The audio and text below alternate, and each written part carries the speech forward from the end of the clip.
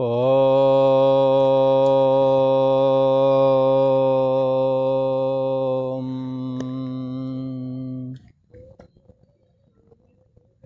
ओम गुरु ब्रह्मा गुरु विष्णु गुरुदेव महेश्वरा गुरु साक्षात् परम ब्रह्म तस्मै श्री गुरुवे नमः।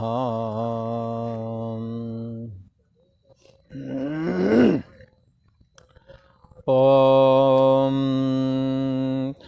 योगेश्वर श्री कृष्ण भगवान की जय। ऐं सरस्वत्यै नमः। पूर्व का प्रसंग है अंतःकरण संयम रूप यज्ञ, जिसमें भगवान श्री कृष्ण कहते हैं कि कई योगी लोग इंद्रियों की संपूर्ण क्रियाओं को और प्राणों की समस्त क्रियाओं को ज्ञान से प्रकाशित, जितने भी इंद्रियां हैं उनको जानने वाला कौन है, किसके द्वारा प्रकाशित हैं, कौन जानता है आँख के देखने न देखने को, कौन जानता है श्रोत्र को सुनने न सुनने को। तो जो जानने वाला है वो ज्ञान से वो वस्तु ज्ञान के द्वारा प्रकाशित है। खैर, तो आत्म संयम योगाग्नौ जुहुवत ज्ञान दीप्ते। आत्म संयम रूप ये आत्म संयम, मैं आत्मा हूँ, देह इंद्रिय आदि को जानने वाला दृष्टा बन करके मैं आत्मा हूँ, ऐसे भाव में अपने को स्थित करना आत्म संयम योग रूप अग्नि। कई साधक लोग, कई योगी लोग इंद्रियों की संपूर्ण क्रियाओं को और प्राणों की समस्त क्रियाओं को ज्ञान से प्रकाशित और आत्म संयम योग रूप अग्नि में हवन किया करते हैं। ये तो प्रसंग है पूर्व का। अब कहते हैं अगले वाले श्लोक में भगवान श्री कृष्ण कहते हैं, हे अर्जुन, बहुत सारे लोग क्या करते हैं, कई तरह के लोग हैं, उनके चित्त का स्तर भी कई तरह का है, इसलिए उनके लिए साधनाएं भी साधनाओं का प्रकारांतर भी कई तरह का है। भगवान श्री कृष्ण कहते हैं, हे अर्जुन, बहुत सारे योगी लोग द्रव्य यज्ञ करते रहते हैं। द्रव्य यज्ञ क्या है? धन का दान। जो गरीब लोग हैं धन के लिए ऐसा कहते हैं, धन कहते हैं धन मतलब लक्ष्मी। यदि लक्ष्मी हो तो उसे धर्म के लिए जरूर खर्च करना चाहिए। एक ऐसी कहावत प्रचलित है, लक्ष्मी के सुत चार हैं, धर्म अगन अगिन नप चोर, जेठे के अपमान से चार करें भड़फोर। ये धन यदि है हमारे पास में, हमारे आपके पास में, तो हमें चाहिए कि वो ज़रूरतमंद के काम में आ जावे। अपना काम निकाल लो पहले। आपके पास धन है, अपने खर्चे सारे आपके निकल ही गए हैं, तो अब धन का सदुपयोग ये है कि आप धर्म के लिए खर्च कर लें। जो ज़रूरतमंद गरीब गुरबे हैं, जो पढ़ना चाहते हैं, जिनकी पढ़ाई रुक रही, ऐसी जगह खर्च करें, द्रव्य यज्ञ संपन्न हो जाएगा। तो भगवान श्री कृष्ण कहते हैं, हे अर्जुन, बहुत सारे योगी लोग जो विचारवान हैं वो द्रव्य यज्ञ भी करते हैं जिनके पास धन है। तो कहते हैं हे अर्जुन, द्रव्य यज्ञास्तपो यज्ञा योग यज्ञास्तथा परे स्वाध्याय ज्ञान यज्ञाश्च यतयः संसित व्रता। अपरहे द्रव्य यज्ञ, कई पुरुष तो द्रव्य संबंधी यज्ञ करते हैं।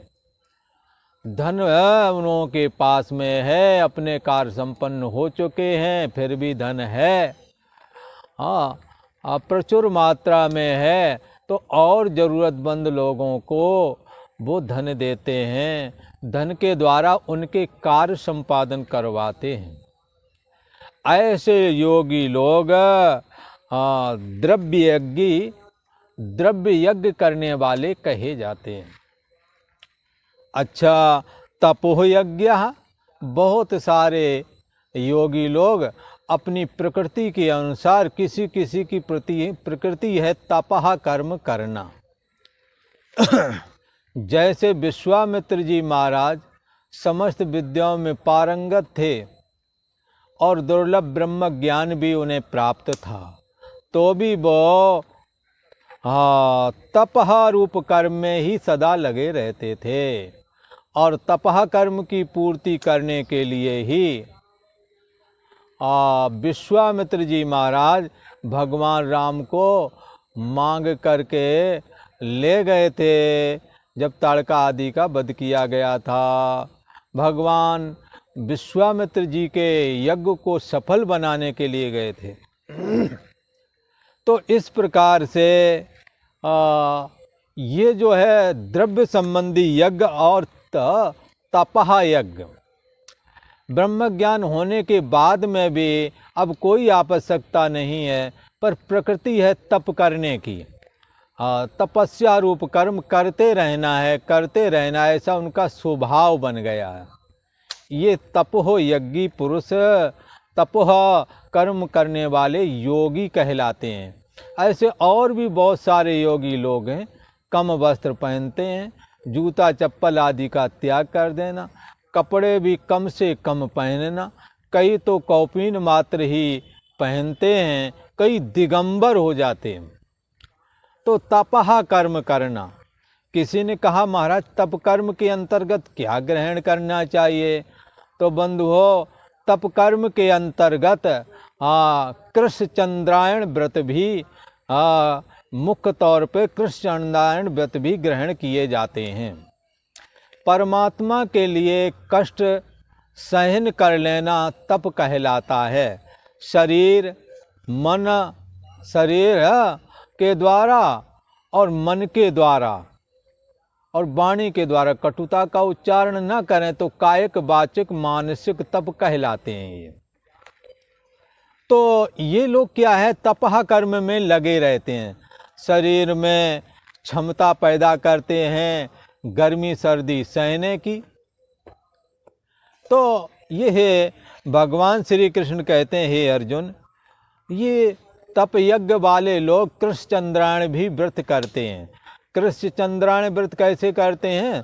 शुरुआती दौरान में 1 खाएंगे, फिर 2 खाएंगे, फिर अमावस अथवा पूर्णिमा पे जाकर के 15 कर देंगे, फिर 1-1 घटाएंगे। लड्डू 1-1 ग्रास कहा जाता है, वो 1 ग्रास 1 दिन, फिर 2 ग्रास 3 ग्रास, और वो अमावस अथवा पूर्णिमा को जाकर के 15 फिर घटाना चालू कर देंगे, फिर लास्ट में जाकर के 1 ग्रास। तो लोग कोई लड्डू बना लेते हैं। तो इस तरह से ये ऐसा करने से शरीर कृश हो जाता है, और जब है 1 महीने का इस तरह से व्रत किया जाता है, पुनः शरीर जब समदम पूर्वक फिर ये भोजन आदि करते हैं तो एक नया खून बनता है, तो पुराना खून कम हो जाता है, इस तरह से कहते हैं। तो ये कृष्ण चंद्रायण व्रत इस तरह से करते हैं, तो ये धीरे धीरे करके इससे अंतःकरण निर्मल होता है और परमात्मा को मद्देनजर रख करके किया जाता है, तो इससे परमात्मा की भक्ति भी उत्पन्न हो जाती है, परमात्मा को अर्पण बुद्धि करने से। भगवान श्री कृष्ण के अर्पण बुद्धि करने से भगवान श्री कृष्ण के प्रति भक्ति भी जन्म ले लेती है, ऐसा कहा।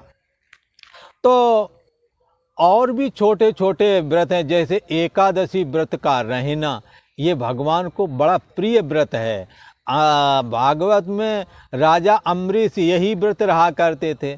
भगवान के नाम पर, भगवान के लिए एक 15 दिन में एक बार एकादशी आती है, तो उसमें हमने अन्न नहीं खाना, फलाहार खा लेना, या जिसकी सामर्थ्य हो वो जल पी के रह जाए, जिसकी सामर्थ्य और अच्छी है यदि वो रह सकता है तो निराहार रह जाए। ये एक तप है। तो इसी प्रकार नवरात्रि व्रत कर लेना, जन्माष्टमी व्रत रहना, रामनवमी व्रत रहना, ये और सभी व्रतों का राजा है ये महाशिवरात्रि व्रत का पालन करना।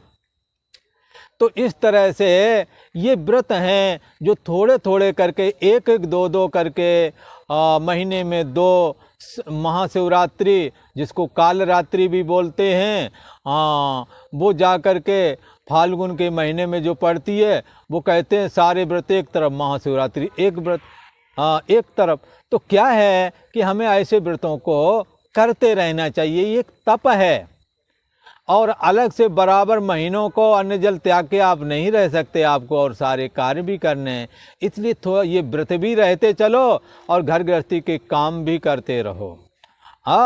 इस तरह से आप तपाकर्म भी संपादन कर सकते हैं और परमात्मा के लिए तप भी कर सकते हैं, ऐसा कहा।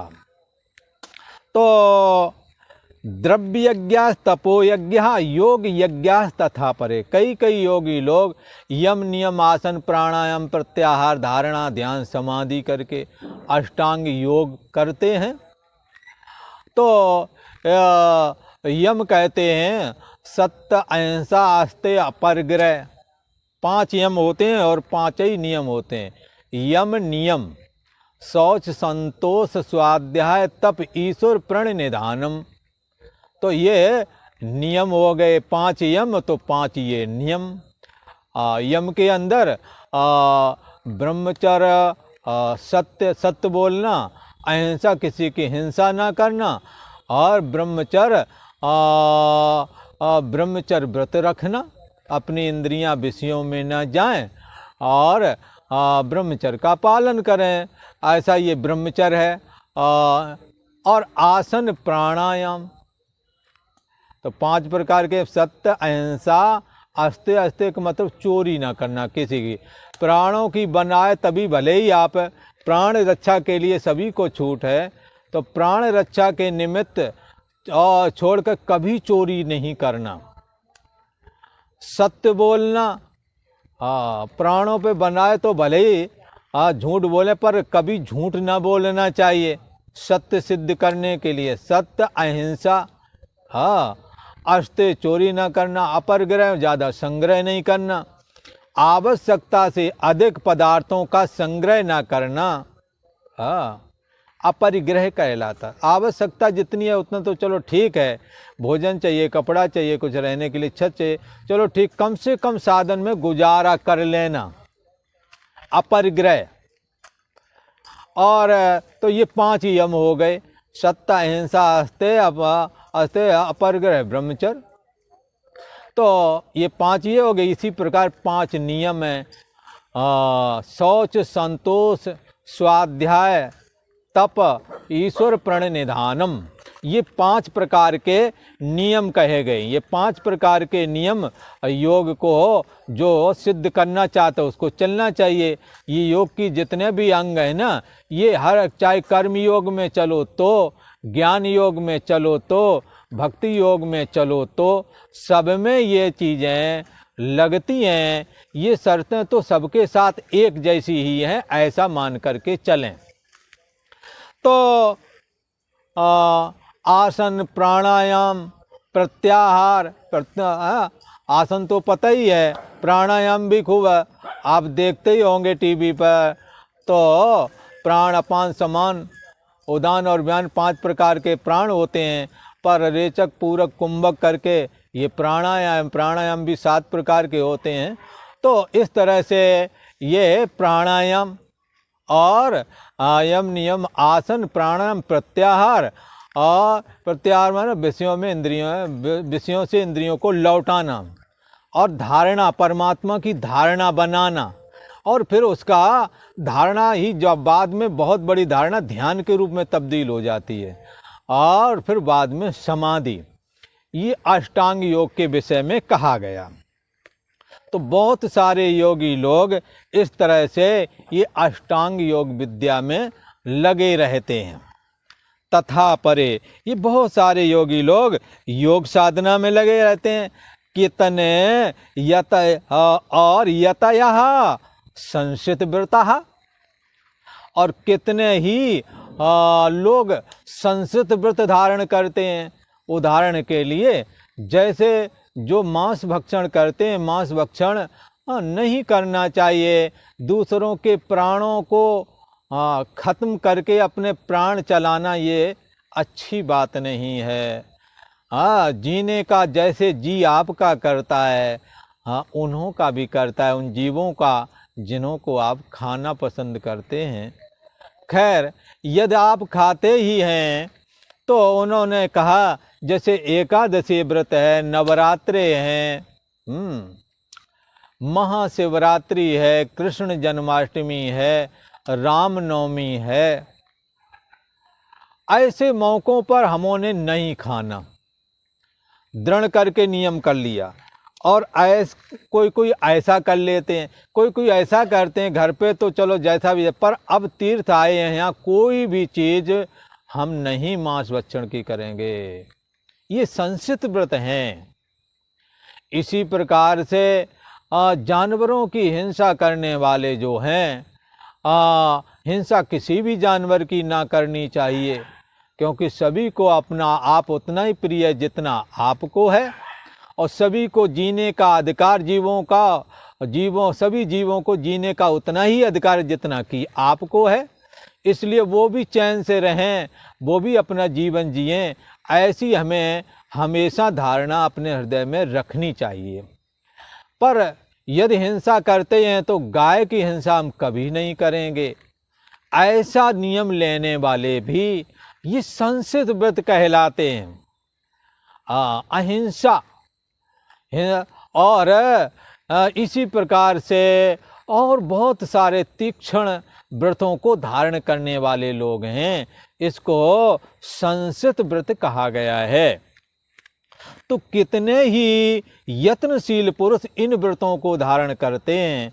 मैं झूठ तो प्राय करके बोलता रहता हूँ दुकान चलाने के लिए, पर गुरु महाराज के सामने हम झूठ नहीं बोलेंगे। भगवान के मंदिर में अब आ गए हैं, अब झूठ हम नहीं बोलेंगे। ऐसा नियम लेने वाले भी बड़े योगी हैं, जो जब भगवान के सामने की बात है तो अब नहीं, अब जैसा है वैसा ही बोल देना कि क्योंकि हरि जाने सब विनय जनाए।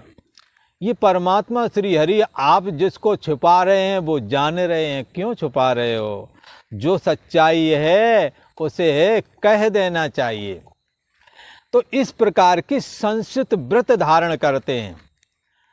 और कितने योगी लोग हैं संशित व्रतः यतया प्रयत्नशील है, इसी में प्रयत्नशील रहते हैं कि चलो हर जगह तो है, पर ऐसी इस जगह अमुक जगह पर हम ये काम नहीं करेंगे। बहुत सारे लोग जिन्हों के पास धन है, कुआं बापी तालाब खुदवाते हैं, धर्मशालाएं बनवाते हैं, लोग आए उसमें रुकें। तो ये जो धन जिन्हों के पास है वो ये कार्य करते हैं और करना चाहिए भी, क्योंकि धन की सार्थकता तो धर्म में है। धर्म का मतलब परोपकार में है। ज़रूरतमंद के पास, ज़रूरतमंद जो लोग हैं, जैसे जो अपने दवाई नहीं करा पा रहे, जो अपने बच्चों को पढ़ाई नहीं करा पा रहे हैं, ऐसी जगह जो जहाँ पर लगता है कि हमारा थोड़ा सहारा धन का मिल जाए तो ये इनका जीवन बदल सकता है, ऐसी जगह धन को जरूर देना चाहिए, क्योंकि ये धन आपका बहुत बड़ा लाभ पहुंचाने वाला है दूसरे को। इसलिए ये लोग यत्नपूर्वक, ये योगी लोग जो हैं यत्नपूर्वक इसी काम में लगे रहते हैं। कुछ योगी लोग ऐसे भी हैं जो गीता स्वयं पढ़ते हैं और दूसरों को भी पढ़ाते हैं, भागवत स्वयं स्वाध्याय करते हैं और दूसरों को भी भागवत सुनाते हैं। ग्रंथ रख लिया, 2-4 लोग और बैठे, नहीं बैठे तो कई बार हमने देखा एक पंडित जी आए तो अपने भागवत खोल के बैठे, सामने पंडितान को सुना रहे। ये भी तो हो सकता है। आप निंदा चुगली करते हैं तो ऐसे ही भागवत ले लें, गीता ले लें, आप बैठ के कथन करें और बाकी लोग सुन लें, तो ये आपका स्वाध्याय यज्ञ हो जाएगा। ये स्वाध्याय यज्ञ करने वाले बड़े बड़े खर्च करके स्वाध्याय यज्ञ करवाते हैं, बड़े बड़े महापुरुषों के सम्मेलन आयोजित करते हैं ताकि लोगों का भला हो और अपना भी कल्याण हो जाए। ये भगवान की चर्चा है, इसको कहें सुने अनुमोदन करें, इसको कहना चाहिए, सुनना चाहिए, इसका अनुमोदन करना चाहिए। अनुमोदन क्या करना चाहिए? हाँ ये ठीक है। जैसे आप कोई दूसरे निंदा चुगली कोई करता है तब आप कहते नहीं ये तो वो आदमी ऐसा है ही है, आप तुरंत अनुमोदन करते हैं। आप भागवत और गीता के प्रसंगों का अनुमोदन करें, उसमें विश्वास रखें, इससे आपका कल्याण होने वाला है। आपको मोक्ष देने वाले हैं भगवान, आपको भक्ति देने वाले हैं भगवान। आपके पास यदि धन की कमी है, आपको धन देंगे। आप दुख से छूटना चाहते हैं, पुरुषोत्तम श्री हरि नारायण का स्मरण करें, भगवान की लीला कथाओं का स्वाध्याय करें, गीता का स्वाध्याय करें, पढ़ें, आपको आपके दुख छूट जाएंगे। आपको धन की जरूरत है, धन मिलेगा। आप यदि परमात्मा को जानना चाहते हैं तो बंधुओं, ये आपके द्वारा किया गया स्वाध्याय आपको परमात्मा से मिलाने में समर्थ है। आपको ये गीता का स्वाध्याय परमात्मा से मिला देगा। और यदि आप परमात्मा को जान गए हैं तो अब आप दूसरों को जनाने के लिए स्वाध्याय करें और करवाएं। इसलिए जीवन मुक्त महामुन जेहु, हरिगुण सुने निरंतर तेहु। आए जीवन मुक्त हो गए हो तो भी परमात्मा श्री हरि की चर्चा करें और करवाएं, यही जीवन का प्रयोजन है। इससे अलावा और सुख क्या है जीवन में? और सुख तो क्षणिक हैं, इधर से आए उधर गए, जवानी आई बिजली की तरह निकल गई, पर क्या हुआ? धन पाया पर परमात्मा की भक्ति नहीं जो कर पाए। क्या हुआ? जवानी पाए, सुंदर शरीर पाए, पर भगवान की भक्ति तो नहीं कर पाए। क्या हुआ? बहुत जमीन जायदाद मिल गई। क्या हुआ? आप हवाई जहाज की यात्रा करते हैं पर परमात्मा की भक्ति से विमुख हैं, बेकार है। इसलिए राम विमुख संपत प्रभुताई, जाए रही पाई बिन पाई। भगवान की भक्ति के बगैर सब संपद प्रभुताई बेकार ही है, ऐसा समझना चाहिए। तो एक बार इस श्लोक को पुनः समझते हैं कि ये द्रव्य यज्ञास्तपो यज्ञा योग यज्ञास्तथा परे, स्वाध्याय ज्ञान यज्ञाश्च यतयः संसृत व्रता। कई पुरुष द्रव्य संबंध धन संबंधी यज्ञ करने वाले हैं और कई लोग तपस्या रूप यज्ञ करते हैं, तो कितने ही योग रूप यज्ञ को करते रहते हैं और कितने ही अहिंसा आदि तीक्ष्ण संस्कृत व्रत को करते हैं, तीक्ष्ण व्रतों का पालन करते हैं कि हमने हिंसा कभी नहीं करनी। ये महाव्रत कहलाता है। संस्कृत व्रत वो है कुछ समय के लिए नहीं करना। पर महाव्रत वो कहलाता है कभी नहीं करना हिंसा, किसी की भी नहीं करना, कभी नहीं करना, झूठ कभी नहीं बोलना, किसी भी परिस्थिति में नहीं बोलना। हाँ, ये महाव्रत कहलाते हैं। कुछ लोग इसमें इसका पालन करते हैं और तो कई लोग गीता, भागवत, रामायण आदि का स्वाध्याय करते रहते हैं और लोगों को लाभ पहुंचाते हैं, भगवान की भक्ति की चर्चा करते हैं। इस प्रकार से ये गीता का 28वां श्लोक आज संपन्न होता है। ओम शांति शांति शांति।